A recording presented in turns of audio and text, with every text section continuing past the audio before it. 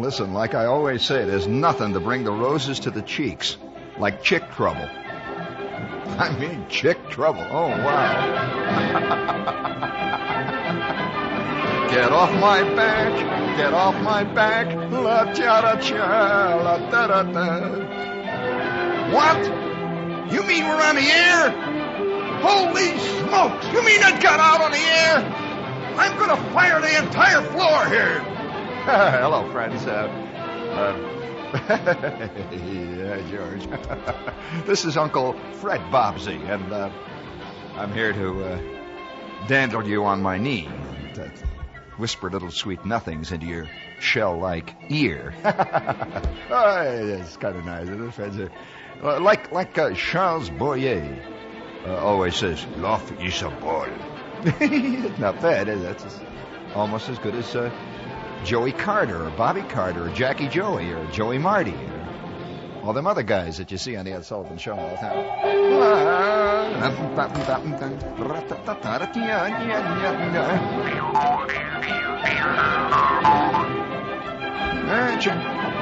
You want to hear my famous imitation of Eugene Palette? Huh? You want to hear that? No daughter of mine's gonna marry a PETA.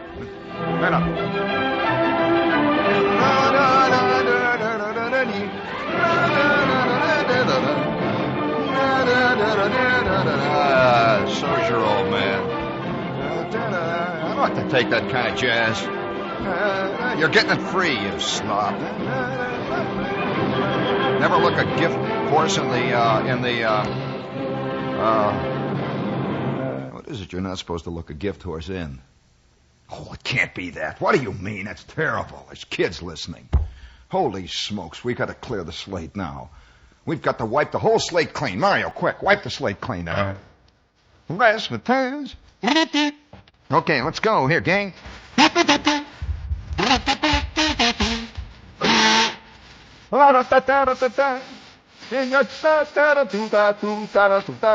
Oh, St. Louis woman, where your diamond rings out of her feet.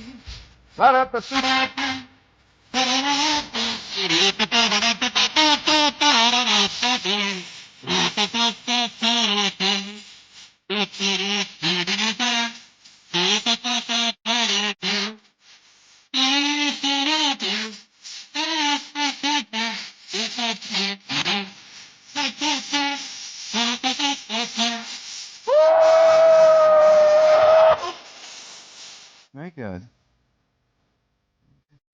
This is a terrible way to get this night started. I mean, everybody's so serious about, something around here. And we've got so many commercials here tonight. Let's get them out of the way very fast. So let's just hit them in the eye. Quick, there goes a guy. He's trying to get away. Get him, quick. You've been building great racing cars for years, the way Colin Chapman has. It's more than a profession. It's a passion. And Colin Chapman passionately protects every precious part in the complex machinery he builds. Racing engines need the finest protection, and I always insist on STP in my cars because I know it protects their performance. It blends with the motor oil to keep it from thinning out under pressure. I've found that engines always run their best with STP. STP oil treatment is the racer's edge, and it keeps your family car running racer sharp, too. Just have your service station add STP to your oil. STP keeps any car, old or new, running smoother, cooler, quieter, longer. This year at the Indianapolis 500, drivers Graham Hill and Jimmy Clark will be counting on it. Both our Lotuses here at Indy are running on STP. Race engines take a terrific lot of punishment running flat out during the whole 500 miles. STP keeps the oil from thinning under heat and pressure, and it can mean the difference between winning and losing. Yeah. STP is the racer's edge. Did he say STP is the racer's edge? Wait till Somerset Mom hears that. What a terrible pun. Wasn't it Somerset Mom? Indeedy-mo. Speaking of racing, it's coming up, I'll tell you. The madness, the insanity, the wildness is beginning to show. I'm sure that out in Indiana right now, there are probably 200,000 people hiding in bushes, sitting on the running boards of old Oldsmobiles, lined up into the darkness with their tents pitched, with their feet hurting, with their women complaining, with the kids crying, lined up in the darkness, waiting for that big cannon to go off. Hey, that reminds me, tomorrow night at the Limelight, I think I'm going to do a Memorial Racing Day show, huh? You think I ought to tell the stories? You know, I never told you this, Mario, but there was one point in my very checkered career, right after I got out of the Army, I got a summer job, and I was one of those guys who was one of the announcers. When I say one, because they had about 10 or 12, one of the announcers at the big oval, at the big brickyard there in Indianapolis of the Big 500. Did you know that, Mario? Now, that adds a little, That's something John Gambling cannot say. Sir. I've been there and back. I've seen a lot of things. And I was one of these guys, there was always an anchorman. See, he's in the main grandstand in this clubhouse. Air conditioning, of course. They're bringing them the martinis and they're bringing them the mint juleps all afternoon. He's sitting up there and he's always saying, well, there looks like a little trouble down on the north turn.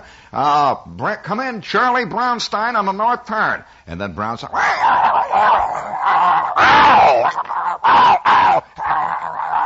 we're having a little technical difficulty with Charlie on the north turn. He got run over, of course. Well,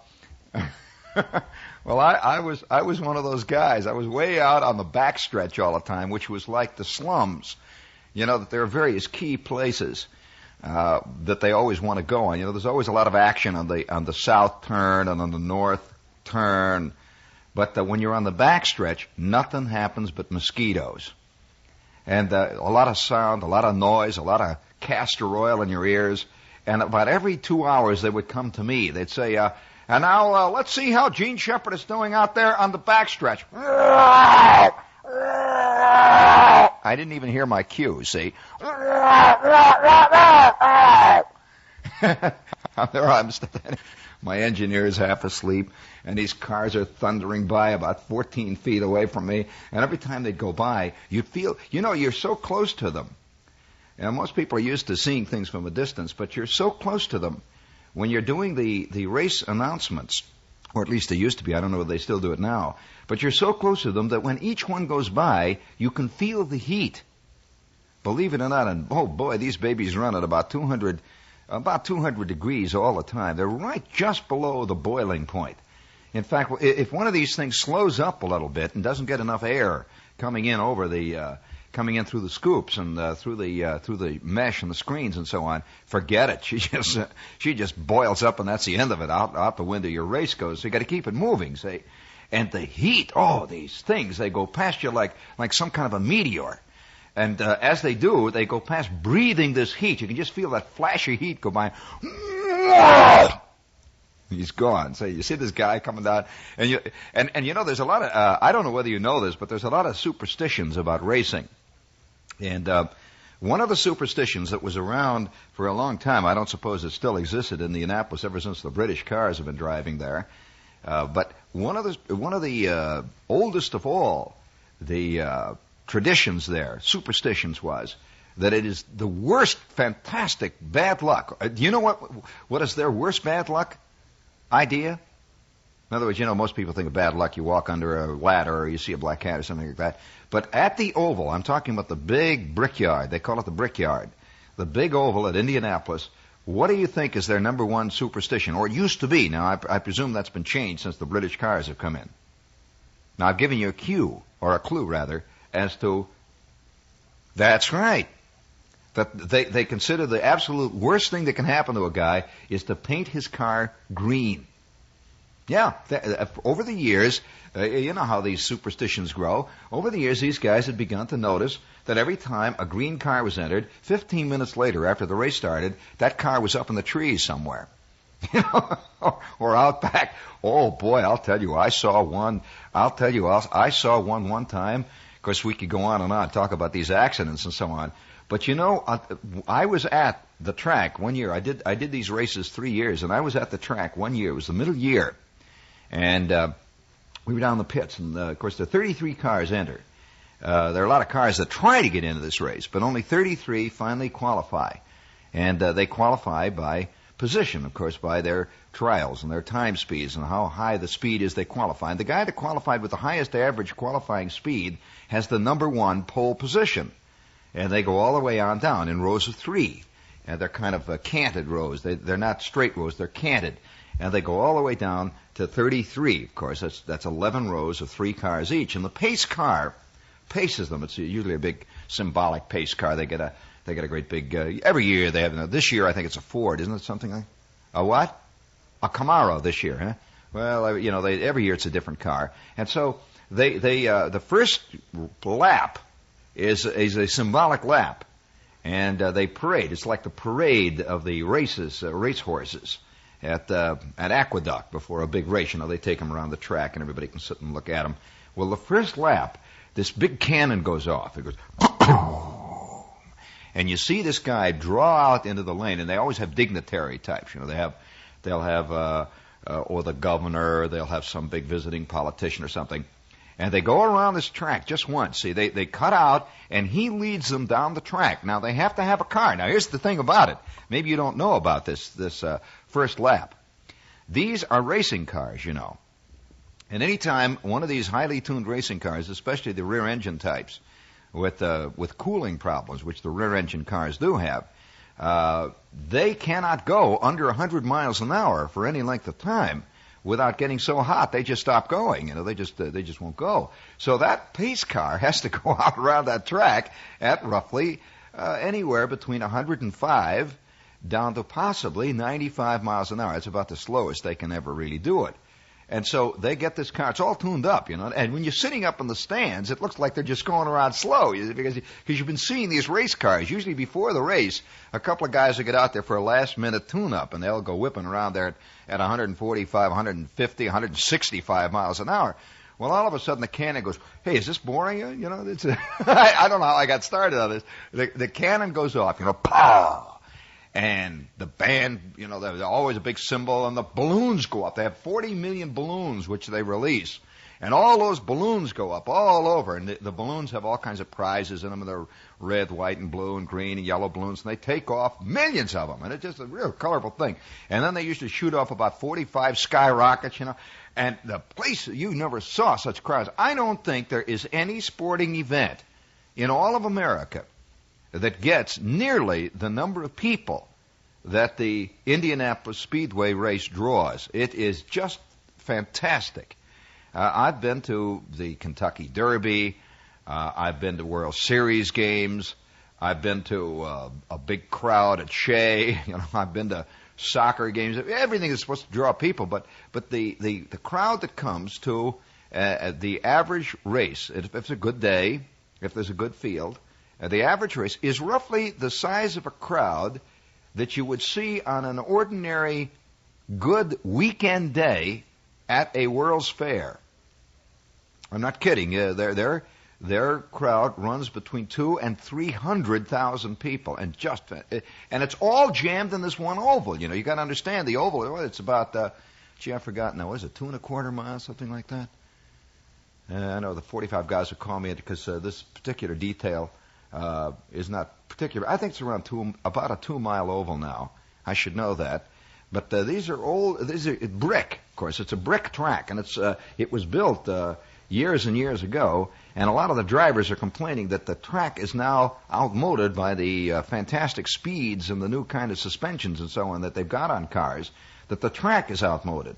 That it's become a very dangerous scene when you're driving a car that's capable of speeds of. Well, now those cars, you notice that a couple of the qualifiers have qualified in the 165 mile an hour average speed, friend. That's average. That means going around the turns and shifting down to come into them and shifting up and so on. So that means that on the straight, when that guy lays it down on the backstretch, when he comes whistling out of that first turn, that's where the action is. You never saw anything like it. When they come out of the first turn, not go into it, come out of it. You never heard anything like that. Maybe about the second lap. The first lap is like, you just don't figure anybody's going to ever survive this. They come around in one clump. And every guy comes out of that first turn and you hear, wah, wah, wah, wah. Boy, those superchargers are sucking it in. And you see the rubber burning and the smoke. You smell that oil and that high-octane gasoline, it's got all kinds of glycol and all kinds of wild stuff in it. And it just rolls out over the infield towards you if you're lucky enough to be close enough to that. It's just one of the great insane scenes of all sporting events. And these cars, of course, are magnificent. They're beautiful cars.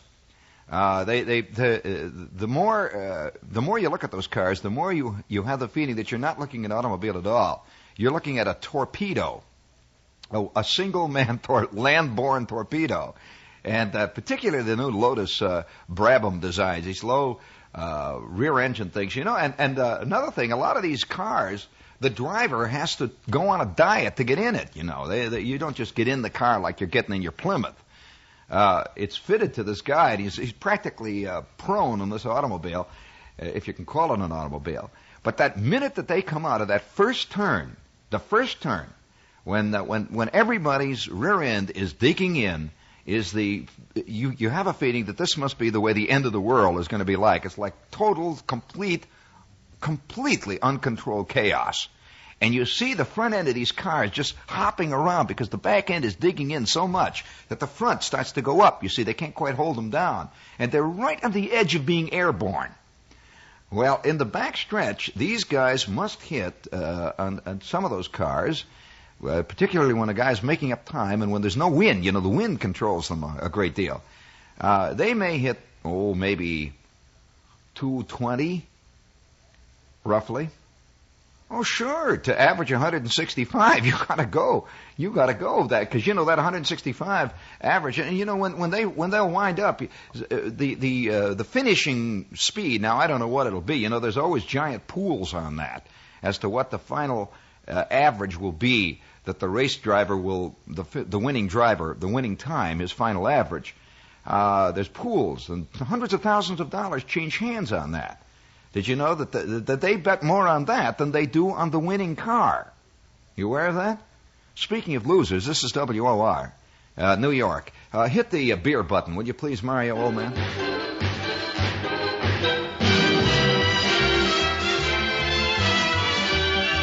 Whether it's a Broadway musical or an amateur play in your town, theater is fun.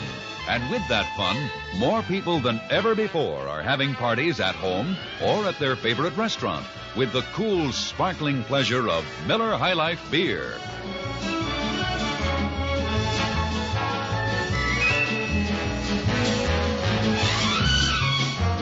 Be sure of a grand opening every time with Miller High Life, the champagne of bottled beer, brewed to the highest standards of excellence. Get a front row seat for real flavor.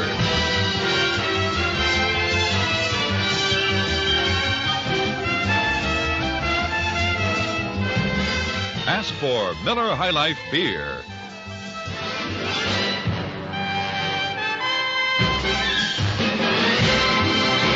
Miller Brewing Company, Milwaukee. Miller beer. Hey, listen, I'll tell you a little funny thing about beer. I knew one race driver, and of course this is officially frowned on. A lot of things are officially frowned on in our world. But this guy used to race, and he's just retired, I think, last year or the year before. Fine race driver. But this guy always carried with him, whenever he raced, he would carry with him stuck down next to the seat. I'll tell you what he really did. He carried with him a steel thermos flask, like one of these stainless steel types, and it contained beer. That's right. This guy used to slug at the beer as he goes whipping around there. He says it was the only thing to keep him from getting thirsty. There was something in the alcohol in the beer that cut the oil in his throat. Do you know that that's one of the problems? Are you aware that one of the problems, one of the real occupational diseases of professional race drivers are lung and larynx and throat problems due to continual breathing in of extremely hot gases that are being not only expelled by his machine, but by all the machines around him and ahead of him. And so, remember, when a guy rides in the Indianapolis, he's going to be riding for 3 solid hours in temperatures in the cab. Now, this is something you might not even think much about. But in the cockpit of one of these cars, the temperature sometimes approaches 200 degrees. I'm not exaggerating. They do. You know, he's sitting, think of that. That thing is sitting right behind him. Now, most of these cars today are rear engine. Well, right behind him, he is leaning, literally leaning with his back up against a 400 horsepower machine that is working at the total full capacity. And this just radiates heat like you couldn't believe. You could not believe. Ah, so. Gracias. What is it? Tabolom vasho. Einem tudem tashik. In case you're Hungarian. How are you? So he's sitting there, and I had an experience. I've got this STP thing came on here, and I got all involved. Let's get these commercials out of the way first. I'll go on further with this. If kids, particularly interested in Indianapolis races and race cars, and you're listening to a guy that went around 4 laps one time on the big brick oval.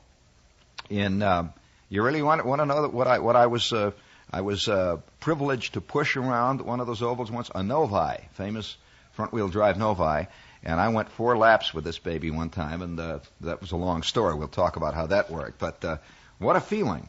The Novis, you've heard about them. Here's a commercial here, okay? Do you know what 5.5 million people are going to do this Sunday? Holy smokes, what an opening line. Please give me a musical salute to what 5.5 million people are going to do this Sunday. That singular woman? No, that's enough. I'll play it straight. Sunday, they're going to find out how a high school principal succeeds in handling the tough problem kids. Oh, what a letdown. Sunday, they're going to Beverly Hills to see the home and family of comic Joey Bishop. Isn't that thrilling? Sunday, they're going to find out how the Salvation Army has survived for more than a century without the help of Madison Avenue and without one of the nasty criticisms usually leveled at do-gooder organizations. Sunday, they're going to see all the colorful glitter and fanfare of a high society bash at the Waldorf. Sunday, they're going to meet some of the most colorful characters in the world. How? By getting the New York Sunday News, where all the news comes to life for only 20 cents. That's what 5.5 million people are going to do. I got other ideas what I'm going to do. But, every man to his own dish of tea. Every man to his own cup of saffron. Let's see. We've got another one there, haven't we? Haven't we got another one? Hit the whoopee button, please. This is John K. M. McCaffrey for Shell Oil Company. On Tuesday evening, May 23rd, I came on nationwide television to kick off the new Shell Safe Driver Awards. Since the 23rd, people all across the country have taken the Shell Safe Driving Pledge and become eligible for the awards. Okay, how about the awards? There are 10,000 of them, and they run up to a possible grand award of $20,000. And how about you? If you're not one of those who are already eligible, may I strongly suggest you join them. It's not too late, and it's not at all difficult. Just sign the Shell Safe Driving Pledge, available at any Shell service station. Keep the pledge by driving safely, and you may be rewarded with up to $20,000. It's that simple, that direct. Shell cares enough to reward you for driving safely, which is fine as far as it goes. The rest is up to you. I urge you to take the pledge and keep it, and see how much you stand to gain.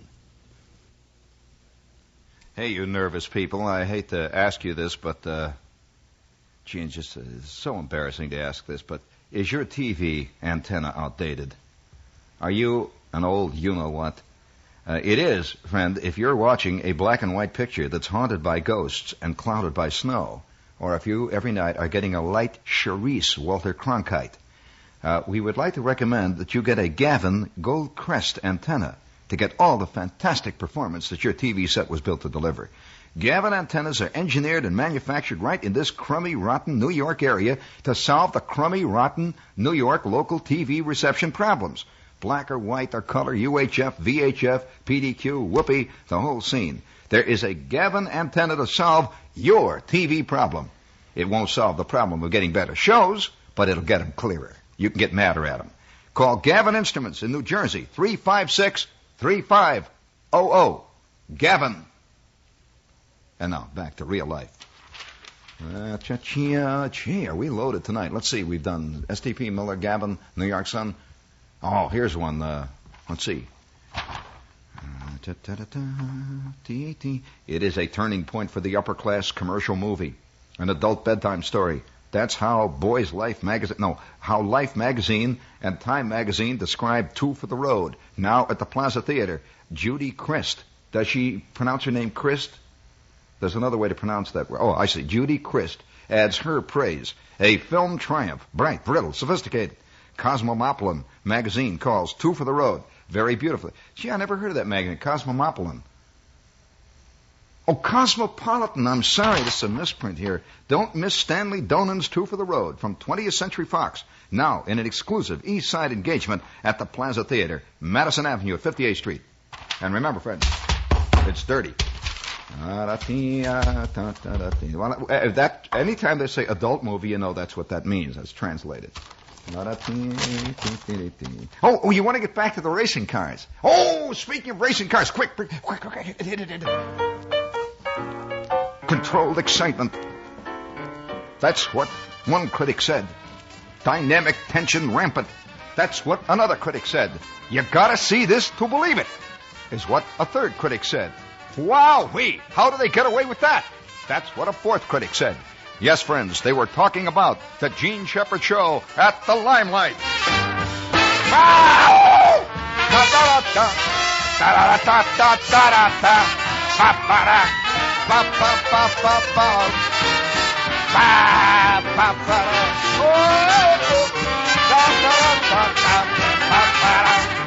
Oh, St. Louis woman, with your diamond ring.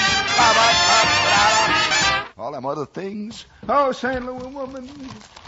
And if you have missed this fantastic epic, I would only recommend that you get down to the Limelight as soon as you can, man. And tomorrow night, starting at 10:30, this fantastic epic is once again on the air. See whether or not you agree with the critics. What was that? This cheap microphone that John Gambling's got. He's got this bass attachment on here. It makes him, hello, 1, 2, 3, 4. That's tomorrow night from 10:30 until midnight on this, the whoopee spot on your dial. Oh, one more note, too, friends.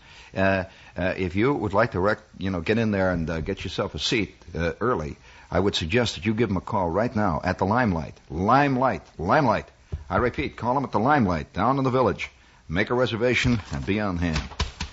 And I'm going to do a show like Just Don't Stop.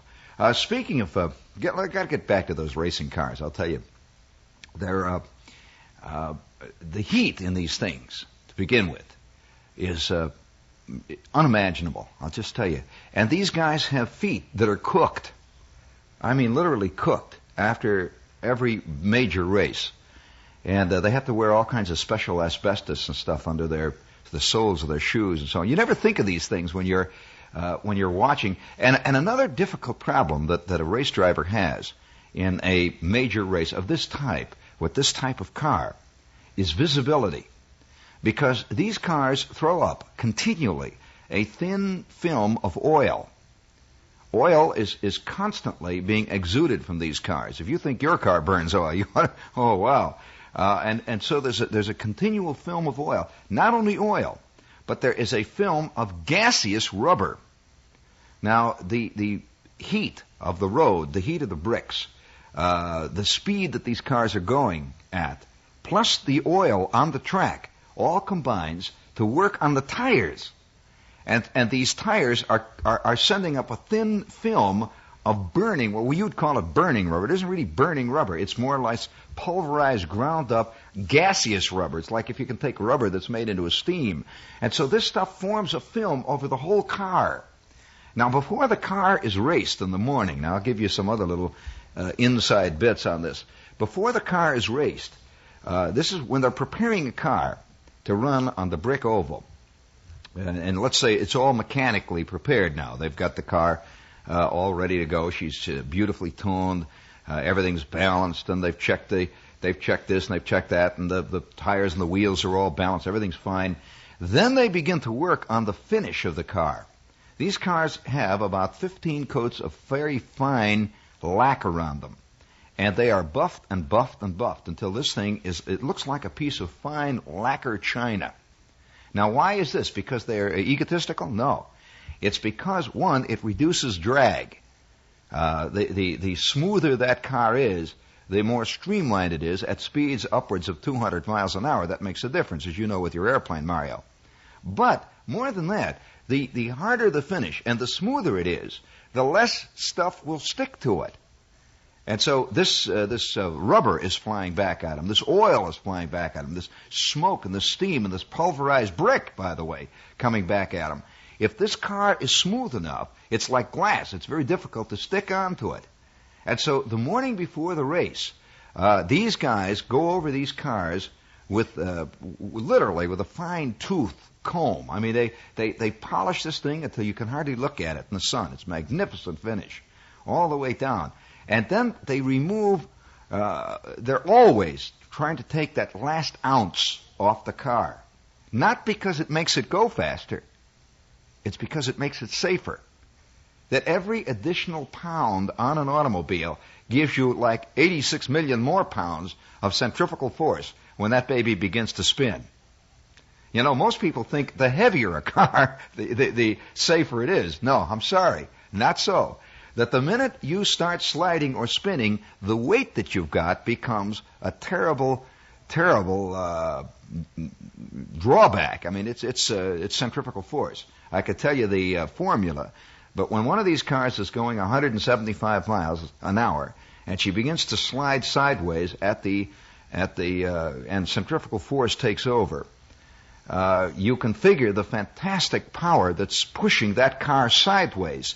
And each pound, of course, is multiplied by x over 2 times the square root of this numbers of times.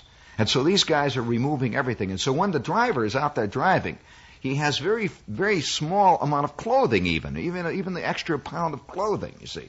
And he has a very, very small, usually they just wear just underwear perhaps, under that very thin silk or nylon coverall, which is flash-proof, by the way. That coverall is supposedly fireproof. It provides a kind of shield against fire, flash explosions, and one thing or another.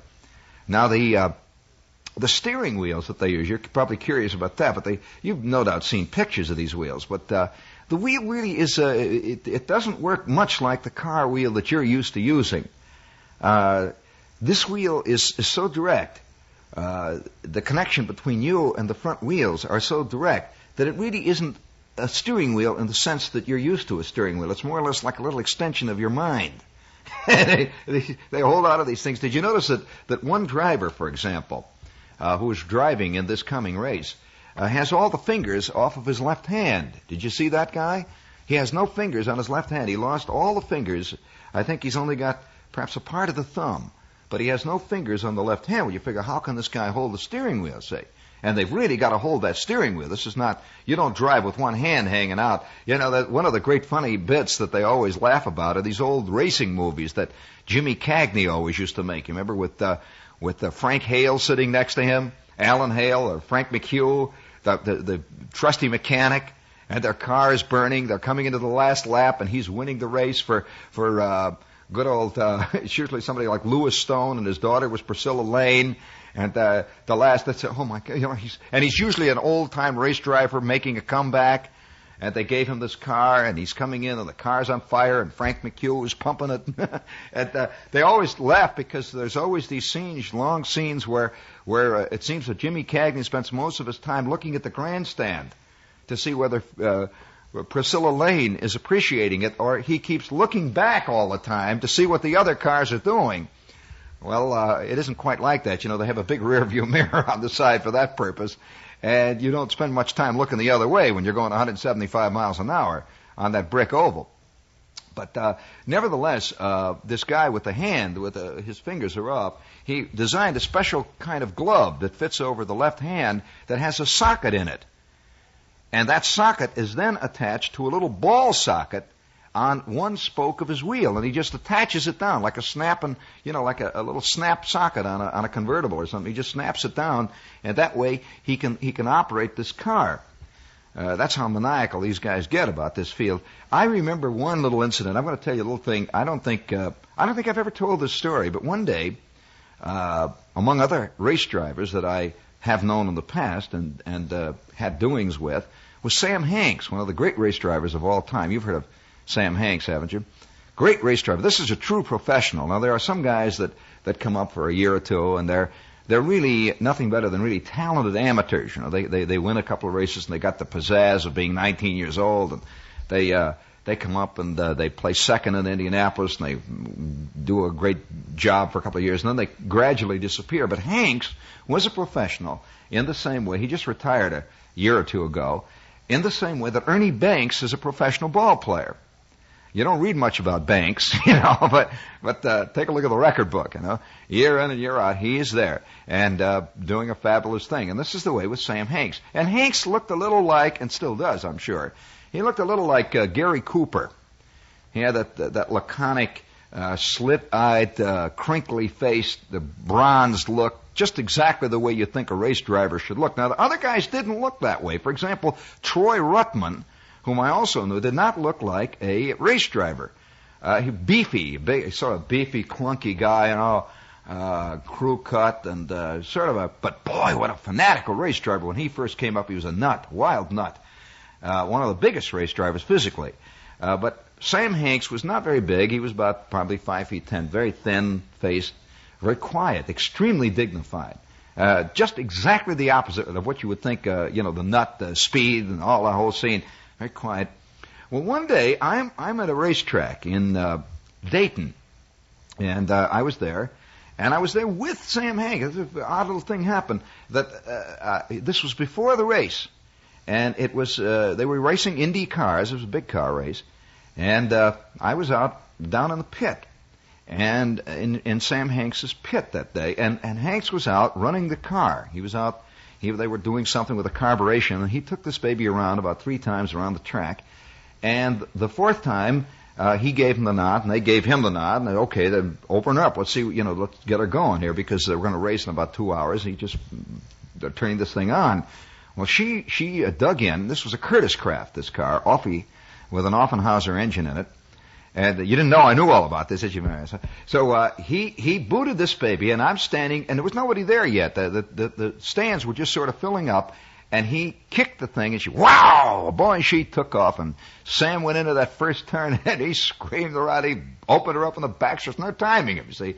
And he come whistling down that backstretch, and then he came into the far turn, and he beautiful controlled. Oh, this guy was as smooth as you know what. I almost said it. It has to do with cats. He was smooth, I'll tell you. No sweat on Sam Hanks. He just drove he drove like most people sleep. Naturally. No problem to it. And he come whistling into that home stretch, and he screamed past us. He must have been going, and that was a smaller track, so he couldn't get up the top speeds that he could at Indy, but he was probably going about, maybe 160, 155. And which is not the top speed for these guys. It's just cool. So he goes in again. He comes into the first turn, and you can see he's slowing it down. It's going bam, bam, bam. Oh, I love the sound of these babies when they just let up on the accelerator, and this Offie is unwinding. You see, and you can hear him coming into the backstretch, and he's going boom, boom, boom, boom, and he shifts. He comes down into the far turn, boom, boom, boom, boom, and these engines, this particular kind of Offenhauser engine, has a rough, raw sound. The Offie, up to the time of the rear-engine cars of a few years ago, which was the big revolution that occurred, the Offenhauser engine was the racing engine, no doubt about it. Magnificent piece of equipment built by Offenhauser, an ex-racer himself, out on the West Coast. And boy, you try to buy an Offenhauser engine, you understand what that thing runs. So, especially if it's the Indy size. So he comes into this, coming into the pits, and you can hear it going, blah, blah, blah, blah, blah. You can smell that hot oil and the heat coming out of it, and the rubber and everything, and he just bum bum bum bum, and he comes down and it right slides into the pit, bum bum bum bum bum bum, and she slows up, and she just slowed up, just pulled up to us, and the wheels are barely turning. Wait till you hear the end of the story. The wheels are barely turning. Sam is sitting in the car, and she just pulls right up in front of us and just stops. And just as she stopped, the left rear wheel just went boom and fell off.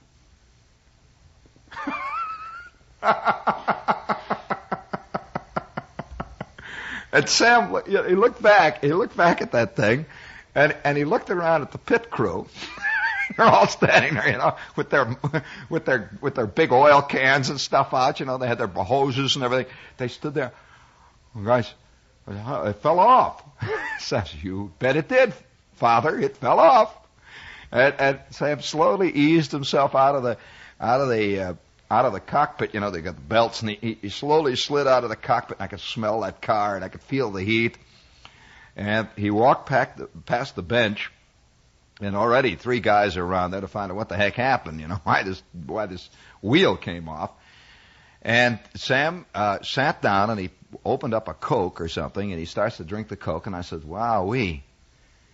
He says, "Well, that's what this game's about." And he just, that was out of it. He never talked anymore. And sure enough, a half an hour later, he's out there with the car. And 1 hour later, boom, and off he goes in the number 2 position, just off the pole. He finished the race, by the way, 3rd that day, which wasn't too bad, considering that the car that he was running was kind of an elderly car and had been around. But this scene, racing, that whole thing. Oh, you want to hear the one moment? I'll tell you. The one moment that I remember about that superstition about the green car. Well, all the drivers one morning, and this was before one of the races that I was about to be involved in myself. They were all talking about this one guy. It was kind of funny. They were all kind of laughing about it. Says, he's a smart guy, huh? And sure enough, there's that Kelly green car sitting down there. The guy had a Kelly green car. And everybody was laughing about it for about 3 days. They've been laughing about this guy with a Kelly green car. And I think he even tried to get number 13 on it, with skull and crossbones and the whole bit, So sure enough, he's in the 3rd row, and everybody rushed out to the car. The cannon goes off, and out they go. And the pace lap just goes right around. And that year, I remember it was a Lincoln Continental. And they go around the track, the big wide turn, and the pace car's leading them like mad, and the smoke is rising. They come into the far turn, and then they come right into the home stretch. And I'm sitting there. I'm down in my little place there, and I see this green car go by me. And he hasn't even got this baby started yet. It's not even hot. And all the cars are going, woo, woo, woo, woo, woo, woo. They're going by, woo, woo. And all of a sudden I hear, it was the green car. He goes past me about 12 miles an hour. And he just got this funny look on his face. I don't think he completed the first symbolic lap. And he just drove off into the infield. $57,000 worth of car, 6 months worth of work, 18 million man-hours of sweat and dreams, parked there amid the boondocks, and nobody even looked at it for the rest of the day. That Kelly Green automobile. That was the last Kelly Green car there, I'm sure, for several years, friends. By the way, are you driving a green car? Friend, I'm asking you out there. Are you driving a... Uh-oh. I don't like to tell you, but Sam Hanks told me something about green cars, friend. He also told me, be careful. And you want to hear about this? He also said, be careful if they paint your number on the side of your car in yellow letters. That's bad scene, too, right? And he also said, be careful about wearing a blue helmet. And he says, don't change your socks for 3 days before the race. All right? Friend? Don't forget now, tomorrow night, limelight, breathe deep, keep your knees loose, think clean thoughts. And remember what 5.5 million people are going to be doing this Sunday. Oh, yeah, reading the daily news. Oh, wow. All right, friends, limelight tomorrow. Hang in.